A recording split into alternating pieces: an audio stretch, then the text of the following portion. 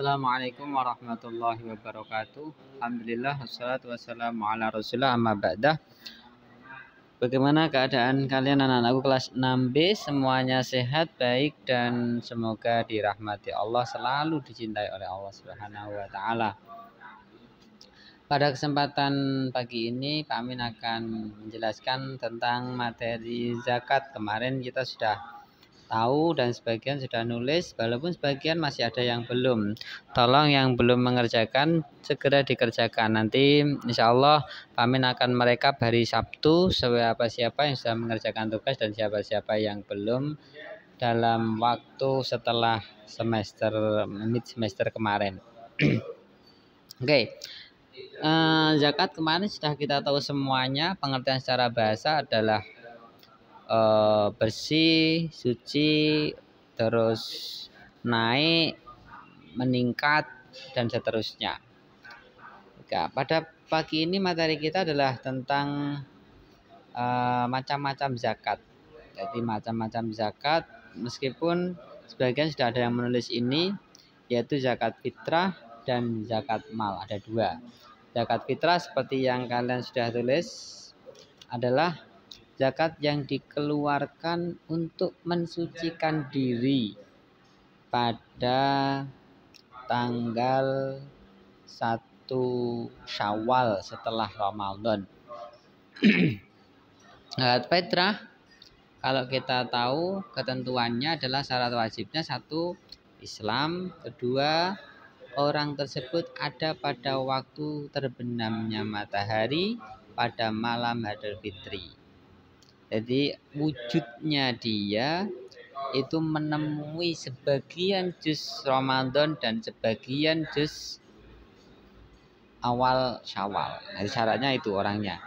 Kalau tidak memenuhi itu berarti tidak wajib. Misalnya anak tersebut lahir pada setelah Allahu Akbar, Allahu Akbar, Allahu Akbar malam hari raya baru lahir, maka dia belum berkewajiban mengeluarkan zakat fitrah.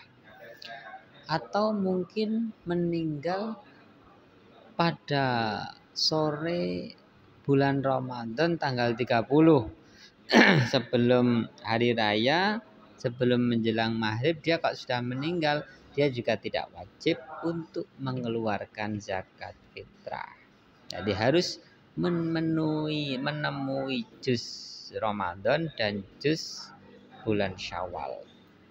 Harus memiliki kelebihan makanan baik untuk dirinya maupun keluarganya pada hari itu atau pada hari raya.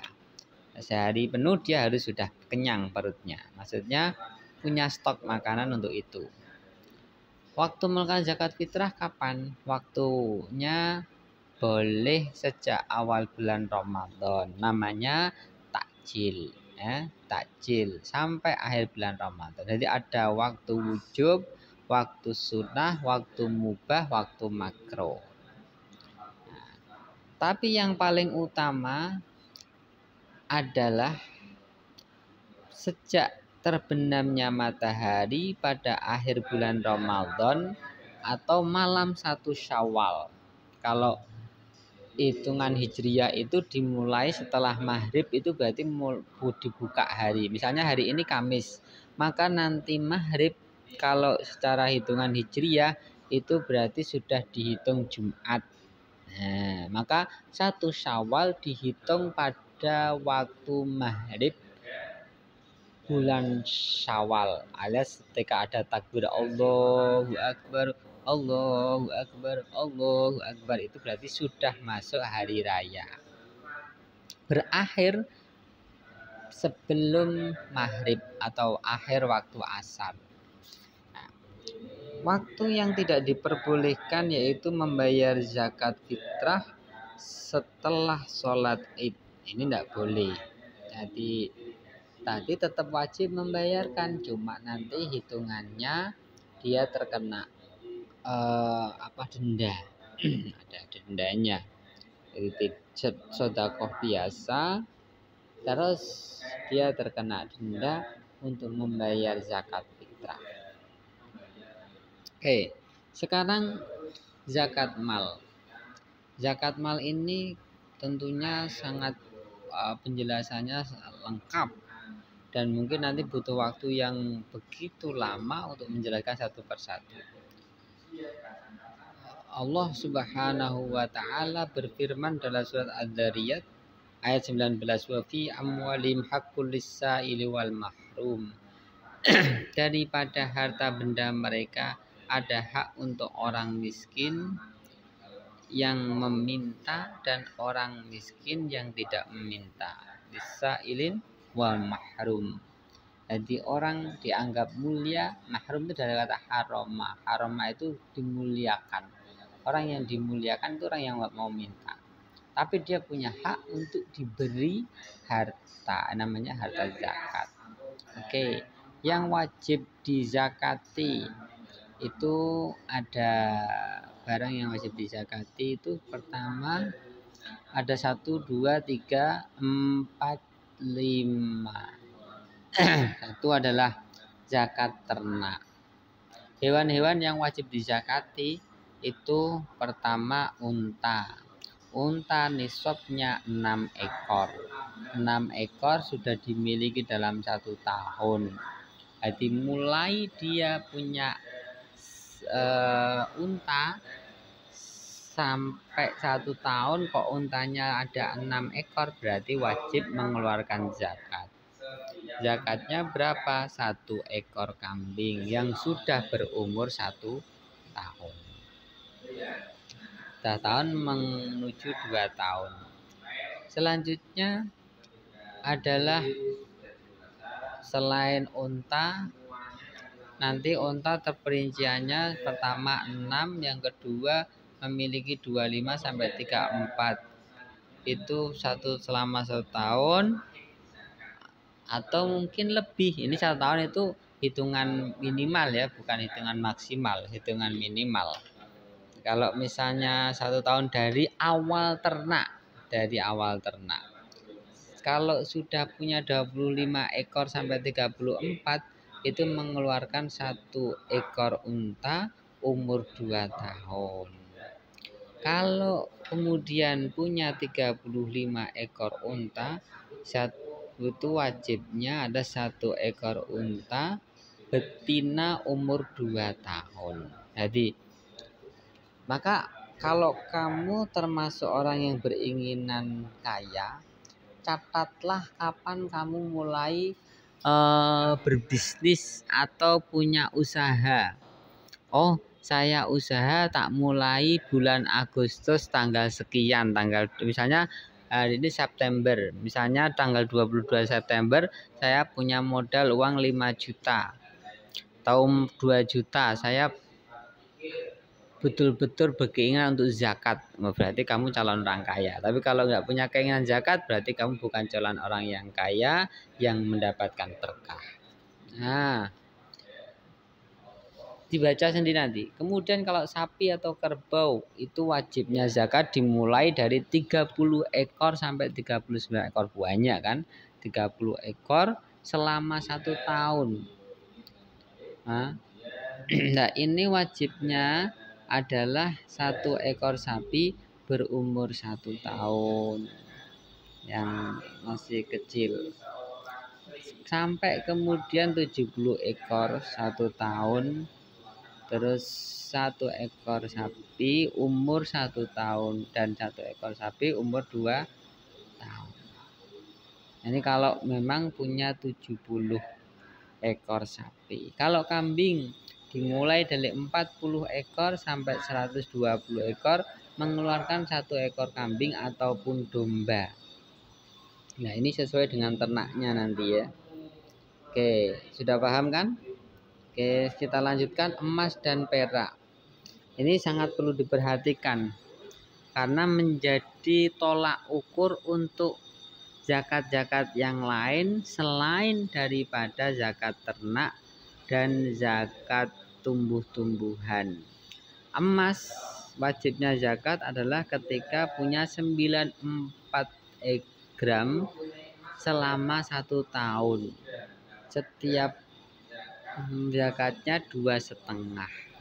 Kalau 2,5 itu seperrubuul usur, seperempat sepersepuluh. Berarti 9,4 bagi 4. Bagi 94 bagi 4 berarti 20 berapa? 26. Ya, 26 itu 104 ya, tidak sampai 26 berarti. 4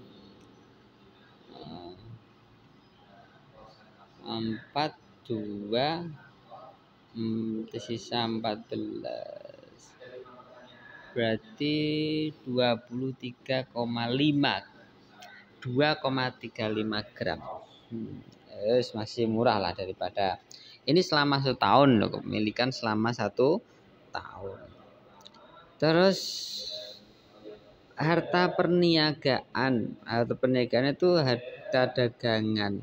Harta dagangan itu apa? Setiap segala sesuatu yang bertujuan untuk mendapatkan keuntungan itu namanya dagang. Kita punya sesuatu kok inginnya nanti dapat keuntungan dari sesuatu itu, berarti perdagangan. Baik itu sewa menyewa atau menjual barang, toko dan lain sebagainya. Kalau misalnya punya tanahnya dijual belikan. Jadi memang pekerjaannya jual beli tanah, bukan untuk ditempati. Maka itu juga termasuk perdagangan. Jadi perniagaan ini sangat luas sekali. Oh, sebelum perniagaan kita ke pertanyaan. Enggak apa-apa, kadung loncat perniagaan ya. Zakatnya itu nanti disamakan dengan zakat emas. Jadi kalau punya perniagaan senilai 94 gram emas, kalau 1 gramnya itu harganya sekarang masih naik misalnya 800, berarti punya uang sekitar berapa itu ya, 84 lah, 981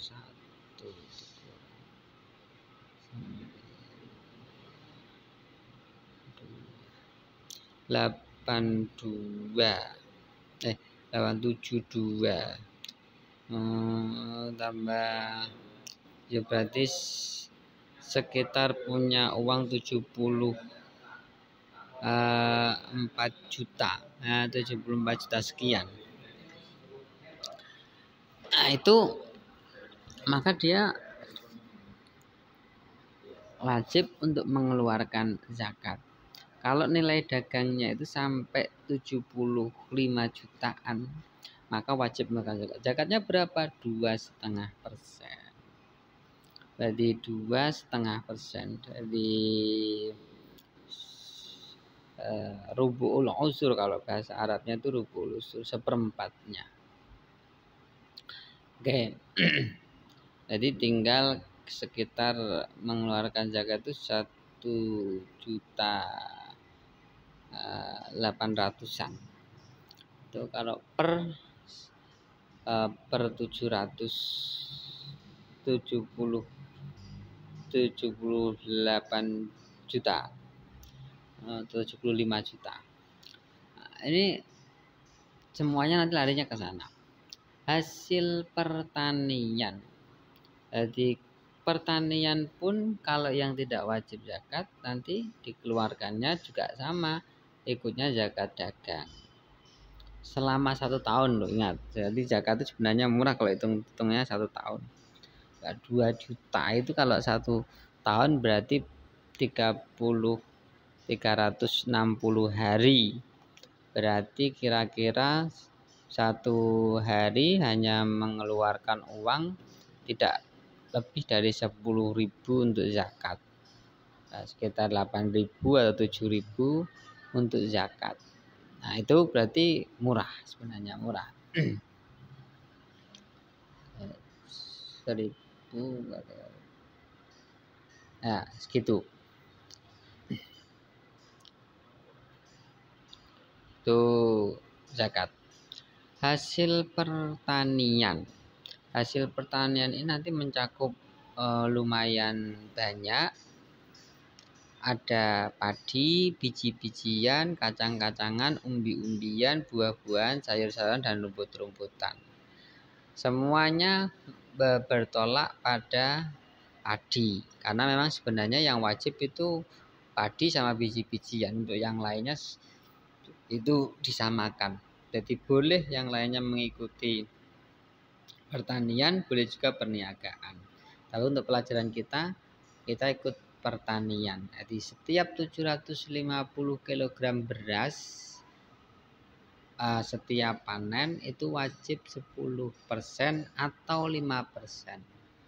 10% apabila bercocok tanamnya tidak mengandalkan curah hujan atau air yang sifatnya majanan gratis.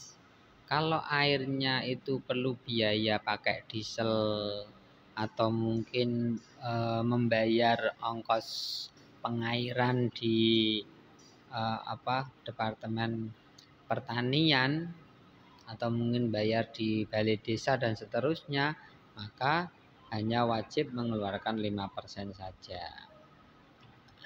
Termasuk pupuk.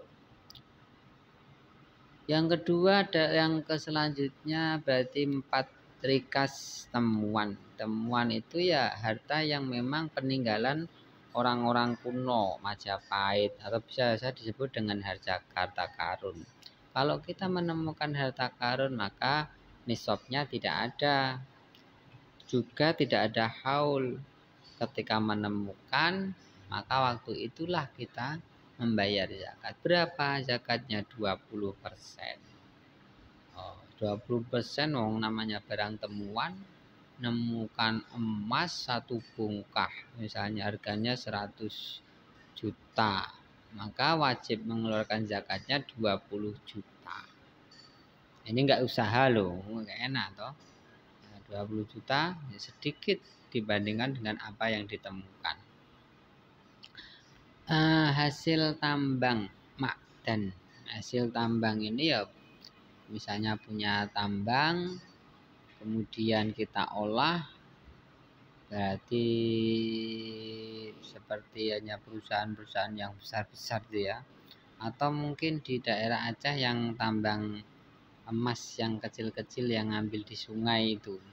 Kalau memang nisabnya mencapai 94 gram emas atau senilai 94 gram emas, maka wajib untuk dikeluarkan zakatnya. Berapa? 2,5%. Oke, terima kasih. Itu penjelasan dari Pak Amin. Kurang lebihnya mohon maaf. Perhatikan tugasnya. Assalamualaikum warahmatullahi wabarakatuh.